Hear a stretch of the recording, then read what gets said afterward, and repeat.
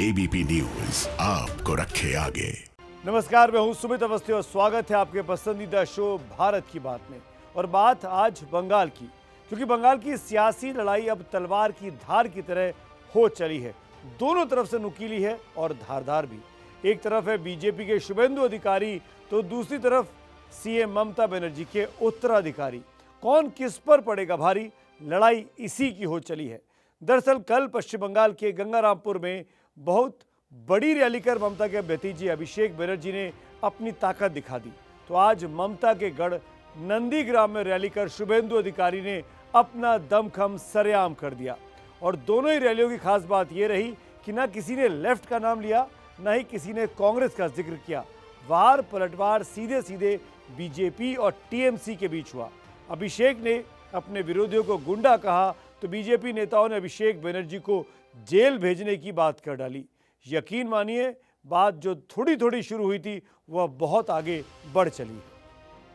भारत माता की जय श्री राम। भारत माता की। আমি নাম করে বলছি দিলীপ ঘোষ গুন্ডা। আমি নাম করে বলছি কৈলাস বিজয় বর্গীয়র ছেলে आकाश विजय बर्गीय गुंडा। ये कोयले के माफियाओं ने कोलार बंगला बना दिया, कोलार बंगला। আমি নাম করে বলছি অমিত শাহ বহিরাগত। দিল্লি কলকাতায় একটি দলের সরকার চাই, নরেন্দ্র মোদীর হাতে বাংলাটা তুলে দিতে হবে। আমি বলেছিলাম এখানে ক্যামেরা আছে, আবার বলছি कलकत्ता में ममता दीदी के कान तक पहुंचे ऐसे बड़े आवाज से बोलिए भारत माता की, भारत माता की। কৃষ্ণ কৃষ্ণ হরে হরে, কৃষ্ণ কৃষ্ণ হরে হরে। আমি নাম করে বলছি বিজেপির দিল্লির নেতারা বহিরাগত। क्या सेठ माफिया इस प्रदेश में रहने का अधिकार है क्या सत्ता में? 200 सीटों से ज्यादा सीटों के साथ भारतीय जनता पार्टी। बंगाल यूं तो अपनी विरासत के लिए जाना जाता रहा है। बंगाल यूं तो अपनी बौद्धिकता के लिए जाना जाता रहा है। बंगाल संस्कृति, साहित्य, सभ्य समाज का परिचायक रहा है। बंगाल आजादी का आंदोलन रहा हो या सत्ता की साइंस का दोलन, हर मामले में बंगाल का अपना अलग ही इतिहास रहा है। लेकिन वर्तमान का बंगाल नए जमाने का इतिहास लिख रहा है। इस वर्तमान के बंगाल में बड़ी लड़ाई है, सत्ता के शिखर पर चढ़ने की लड़ाई है। भारत माता की जय श्री राम। भारत माता की। विश्वास करें तो আমাকে। भारत। और उसी सत्ता की लड़ाई में चढ़ाई दोनों तरफ से पुरजोर हो चली है, क्योंकि एक तरफ है ममता के उत्तराधिकारी। আমার পিছনে ইডি সিবিআই লাগাতে হবে না, একটা ফাঁসির মঞ্চ করবেন, আমি গিয়ে মৃত্যুবরণ করব, এত বড় চ্যালেঞ্জ দিয়ে গেলাম। तो दूसरी तरफ है बीजेपी में नए नए आए और कद्दावर नेता शुभेंदु अधिकारी। আমরা জিতব। দিল্লি কলকাতায় একটি দলের সরকার চাই, নরেন্দ্র মোদীর হাতে বাংলাটা তুলে দিতে হবে। দেখেছেন না বুকটা কত চওড়া। और उन्हीं शुभेंदु अधिकारी ने धीरे धीरे ही सही मगर अपनी असली ताकत दिखाना शुरू कर दिया है। बीजेपी में शामिल होने के बाद आज शुभेंदु ने अपनी सबसे बड़ी ताकत दिखाई। जहां 10 बरस पहले ममता की सत्ता की सीढ़ी तैयार हुई, वो नंदीग्राम जहां चाहकर भी बीजेपी कभी घुस नहीं पाई, वही नंदीग्राम जो सालों से टीएमसी का गढ़ है, वही नंदीग्राम जहां अब तक बंगाल बीजेपी अध्यक्ष दिलीप घोष की नो एंट्री रही, जहां कैलाश विजयवर्गीय तक रैली नहीं कर पाए, वहां आज एक शुभेंदु के दम पर बीजेपी ने भारत माता का नारा बुलंद कर दिया। दोनों हाथ उठाकर एक बार फिर से तालियां बजाइए, बोलिए भारत माता की जय। भारत माता की। और ये शुभेंदु अधिकारी के सियासी बाहुबल की ताकत थी कि जिस इलाके में बीजेपी कभी अछूत मानी जाती थी, उस इलाके में आज बीजेपी के झंडे तले हजारों की भीड़ जमा हो गई। और शुभेंदु अधिकारी की मौजूदगी में कैलाश विजयवर्गीय सरीखे तमाम नेता नंदीग्राम में ममता सत्ता को नापने में लग गए, भतीजे अभिषेक बनर्जी को नापने में लग गए। क्या हमें माफियाओं की सरकार चाहिए या चाहिए क्या? दोनों हाथ ऊपर उठा के बताइए, चाहिए क्या? माफियाओं की सरकार होना चाहिए क्या? गोरू माफियाओं की सरकार होना चाहिए क्या? सेंध माफियाओं की सरकार होना चाहिए क्या? अब बताइए, जो माफिया हो, जो तस्करी करता हो, वो व्यक्ति दिलीप दा को गुंडा बोलता है। दिलीप दा गुंडे हैं? दिलीप दा गुंडे हैं क्या? बताइए जरा, दिलीप दा गुंडे हैं क्या? इसका जवाब हमें मतदान वाले दिन देना है, बताना है कि गुंडा कौन है, माफिया कौन है। और इसलिए मैं आपके और हमारे नेताओं के बीच में ज्यादा समय लेना नहीं चाहता।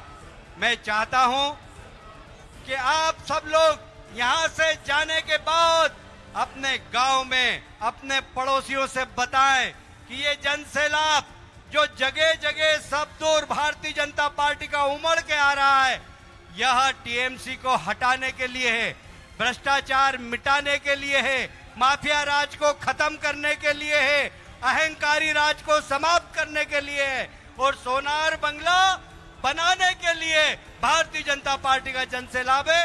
एक बार दोनों हाथ ऊपर करके संकल्प लीजिए, बोलिए भारत माता की जय। बीजेपी को बड़ा मंच मिला तो कैलाश विजयवर्गीय यही नहीं रुके। ममता सत्ता के विरोध में अब तक की सबसे बड़ी लकीर खींचते हुए यहां तक ऐलान कर दिया कि ममता के भतीजे अभिषेक को जेल जाना होगा। अच्छा, इस प्रदेश में गोरी माफिया कौन है? पीछे से बात नहीं आ रही, जरा जोर से बोलिए। इस प्रदेश में गोरू माफिया कौन है? मैं चुनौती देना चाहता हूं। मेरे पास बहुत सारे वीडियो हैं, बहुत सारा रिकॉर्ड है जो सीबीआई ने विनय मिश्रा को नोटिस दिया है। उसके साथ भाईको के संबंध है, उसके साथ विनय मिश्रा के साथ भाई को विदेश यात्रा में करके आए, भाई को विदेश यात्रा गए थे विनय मिश्रा के साथ। ये विनय मिश्रा कौन है? ये जिस दिन आएगा सीबीआई के हाथ में, भाईको को जेल जाना पड़ेगा। कहां जाना पड़ेगा? कहां जाना पड़ेगा? जीएसटी और नौजवान की लाइन का ছিল ভয় আর দুয়ারে সরকার লাইনটা হচ্ছে ভরসা। और ममता के भतीजे अभिषेक को जेल में भेजने की बात कैलाश विजयवर्गीय ने नंदीग्राम की उस सभा से कर दी जहां के चप्पे चप्पे पर एक वक्त में ममता के नाम के चिराग जला करते थे। ये अपने आप में बंगाल के सियासी जमीन से आ रही एक दुर्लभ तस्वीर है, क्योंकि जिस नंदीग्राम में दिलीप घोष को कई बार विरोध का सामना करना पड़ा, आज वहां पर उनके जयकारे लग रहे थे। राज्य सभापति दिलीप घोष महाशय के बरण कर नेबेन আমাদের শুভেন্দুদাকে আমি অনুরোধ করব, শুভেন্দুদা বরণ করে নিচ্ছেন সাল দিয়ে মাননীয় দিলীপ ঘোষ মহাশয়কে। সবাই একবার জোরে করতালি দিয়ে সম্বর্ধনা জানান।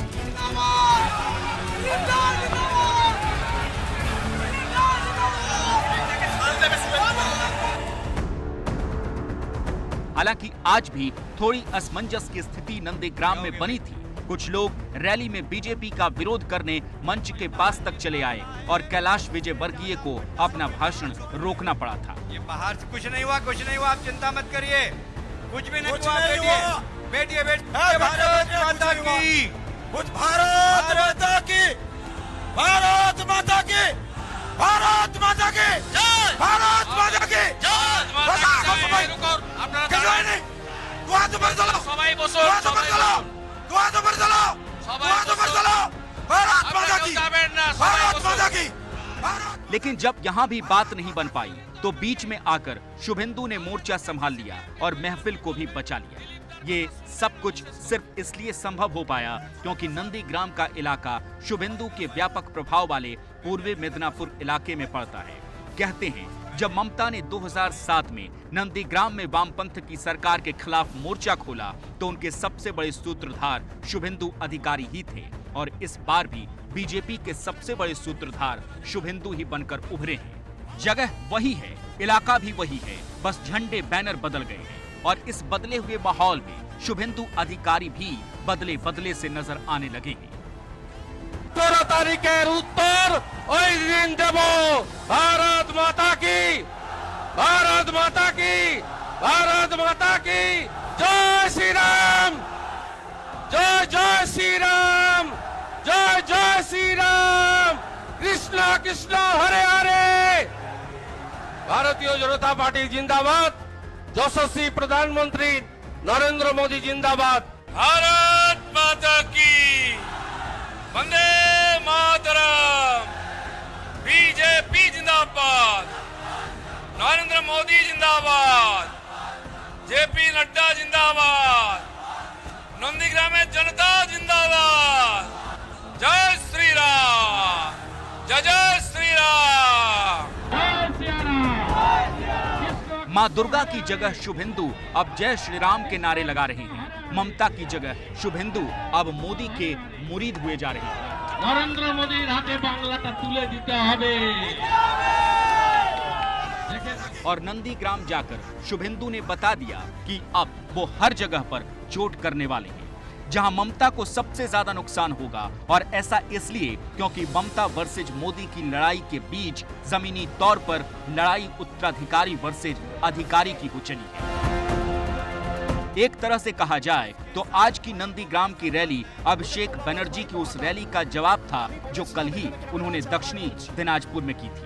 যে আমার তোলাবাজি যদি কেউ প্রমাণ করতে পারে কোন রকম দুর্নীতির সাথে আমি বিন্দু মাত্র জড়িত, আমার পিছনে ইডি সিবিআই লাগাতে হবে না, একটা ফাঁসির মঞ্চ করবেন, আমি গিয়ে মৃত্যুবরণ করব, এত বড় চ্যালেঞ্জ দিয়ে গেলাম আমি।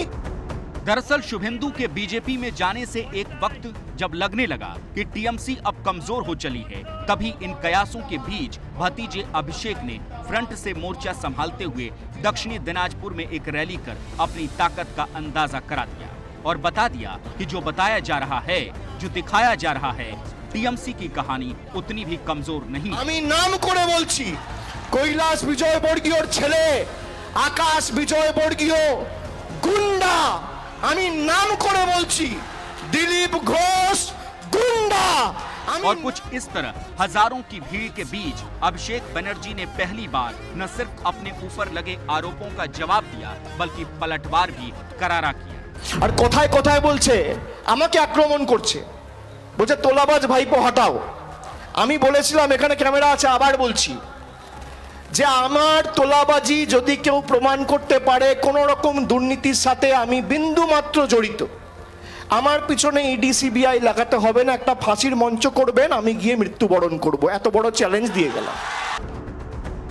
टोलेबाजी के तमाम आरोपों पर अभिषेक ने कुछ इस तरह से दक्षिणी दिनाजपुर के गंगापुर जिले में जवाब दिया और जवाब इसलिए देना पड़ा क्योंकि अब तक जितने भी नेताओं ने टीएमसी को टाटा किया, हर किसी ने ममता के भतीजे अभिषेक पर ही आरोप लगाए। हर किसी ने यही कहा कि पार्टी में टोलेबाजी हावी हो चली है, तो फिर इन आरोपों का जवाब देने के लिए खुद अभिषेक बनर्जी को ही सामने आना पड़ा और जब वो सामने आए तो किसी को नहीं छोड़ा। আমি তো নাম করে বলেছি, আমি আজকে আবার বলছি কৈলাস বিজয় বর্গীয় বহিরাগত, আমি নাম করে বলছি কৈলাস বিজয় বর্গীয়র ছেলে আকাশ বিজয় বর্গীয় গুন্ডা, আমি নাম করে বলছি দিলীপ ঘোষ গুন্ডা, আমি নাম করে বলছি অমিত শাহ বহিরাগত, আমি নাম করে বলছি বিজেপির দিল্লির নেতারা বহিরাগত।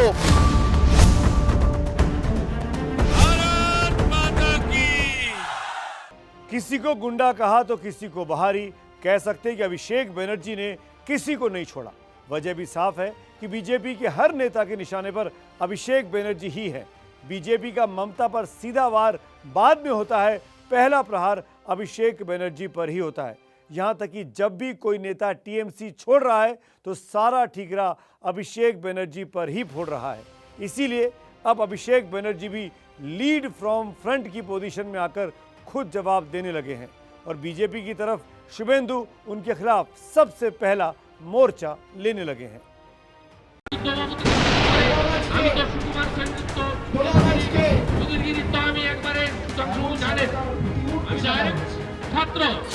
क्योंकि हमें ये भूलना नहीं चाहिए कि शुभेंदु अधिकारी वो नेता हैं जो कुछ दिनों पहले तक ममता बनर्जी के साथ हर मंच, हर राह, हर डगर पर नजर आते थे। यहाँ तक कि भतीजे अभिषेक बनर्जी की राजनीति में एंट्री से पहले शुभेंदु अधिकारी को ही ममता का उत्तराधिकारी माना जाता था। माना यही जाता था कि ममता के बाद अगर कोई बंगाल की गद्दी संभालेगा तो वो शुभेंदु ही होंगे। लेकिन जैसे जैसे पार्टी में अभिषेक का प्रभाव बढ़ता गया वैसे वैसे वो उत्तराधिकारी के तौर पर स्थापित होते चले गए और शुभेंदु अधिकारी खुद को उपेक्षित महसूस करते चले गए। और फिर एक दिन वो भी आया जब शुभेंदु ने ममता के चरण छोड़ गृह मंत्री अमित शाह के पैर छूकर बीजेपी का झंडा बरदार बन गए।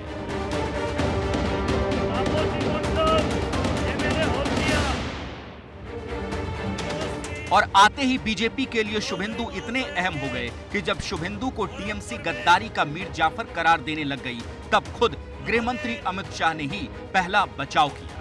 शुभेंदु भाई के नेतृत्व में कांग्रेस, तृणमूल, सीपीएम सब पार्टी से अच्छे लोग आज भारतीय जनता पार्टी में नरेंद्र मोदी के नेतृत्व में काम करने के लिए भाजपा जोड़ रहे हैं।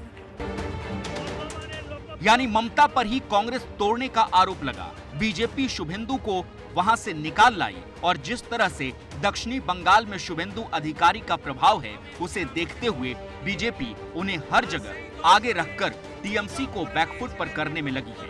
तो ममता की तरफ से आगे आकर अभिषेक शुभेंदु को जवाब देने लगे हैं और दोनों की खास बात यह है कि दोनों ही खुद मास लीडर के तौर पर स्थापित हो चुके हैं। शुभेंदु अधिकारी दक्षिणी बंगाल की 60 विधानसभा सीटों पर प्रभाव रखते हैं तो अभिषेक बनर्जी का प्रभाव भी पिछले सालों में काफी बढ़ा है। शुभेंदु को एक वक्त ममता के बाद नंबर 2 का नेता माना जाता था तो आज अभिषेक बनर्जी टीएमसी में नंबर 2 के नेता के तौर पर स्थापित हो गए हैं। और शायद यही वजह है कि दोनों की सियासी अदावत भी बढ़ती जा रही है। जिस जगह पर कभी शुभेंदु हुआ करते थे वो जगह आज अभिषेक के हाथ में है तो शुभेंदु ने उस जगह से ही टीएमसी को साफ करने का प्रण उठा लिया है। लड़ाई दिलचस्प हो चली है और कोशिश खुद को बड़ा लड़ैया साबित करने की चल रही है जिसकी वजह से बंगाल की सियासत में हर रोज एक नया नजारा देखने को मिल रहा है। और कल गंगापुर में भारी भीड़ जमा कर अभिषेक ने भी बता दिया कि उसके नजारे भी किसी से कम नहीं। ड्रोन कैमरे से आई ये तस्वीरें बता गई कि जिस अभिषेक बनर्जी को बीजेपी ममता की कमजोरी साबित करने में लगी है वो खुद अपनी ताकत की नुमाइश पुरजोर तरीके से कर रही है। उनकी रैली में हजारों की भीड़ उमड़ रही है तो वो जवाब भी बिल्कुल मुखर होकर दे रहे हैं। और कोথায় কোথায় বলছে আমাকে আক্রমণ করছে, বলছে তোলাবাজ ভাইপো হটাও। আমি বলেছিলাম এখানে ক্যামেরা আছে আবার বলছি যে আমার তোলাবাজি যদি কেউ প্রমাণ করতে পারে কোন রকম দুর্নীতির সাথে আমি বিন্দু মাত্র জড়িত আমার পিছনে ইডি সিবিআই লাগাতে হবে না, একটা ফাঁসির মঞ্চ করবেন আমি গিয়ে মৃত্যুবরণ করব। এত বড় চ্যালেঞ্জ দিয়ে গেলাম। अभिषेक अपने ऊपर लग रहे हर आरोपों को इनकार कर रहे हैं तो बीजेपी उनके तार विनय मिश्रा से जोड़ने में लगी है। विनय मिश्रा टीएमसी युवा विंग के महासचिव हैं। सीबीआई और ईडी की टीम विनय मिश्रा को तलाश रही है। विनय पर कैटल स्मगलिंग और अवैध खनन के आरोप हैं। शुभेंदु अधिकारी विनय मिश्रा के नाम पर अभिषेक बनर्जी पर आरोपों की बौछार करने से पीछे नहीं हट रहे। तो बड़ा बड़ा कथा बोलছেন তোলাবাজ ভাইপো দক্ষিণ দিনাজপুরে গিয়ে বলছে তোলাবাজরা সব বিজেপিতে গেছে। আরে ওটা ছেড়ে দেন না, এজেন্সি কোর্টের উপরে দেখছে। কিন্তু আপনার বিনয় মিশ্র কোথায়? यानी साफ है कि ऊपरी लड़ाई जो भी हो लेकिन अंदर खाने कैडर बेस्ड असली लड़ाई तो बंगाल में ममता के उत्तराधिकारी और बीजेपी के शुभेंदु अधिकारी के बीच ही होनी है। दोनों एक वक्त में एक ही पार्टी में थे, मगर अब रास्ते अलग हुए तो मंजिल और मकसद दोनों जुदा हो चुके हैं। ऐसे में जीतेगा कौन, ये सारी जानकारी सिर्फ आने वाले वक्त के हवाले। तो बैटल ऑफ बंगाल में यानी भारत की बात में आज फिलहाल इतना ही। वक्त है ब्रेक का। ब्रेक के उस पार जरूर देखें एबीपी स्पेशल।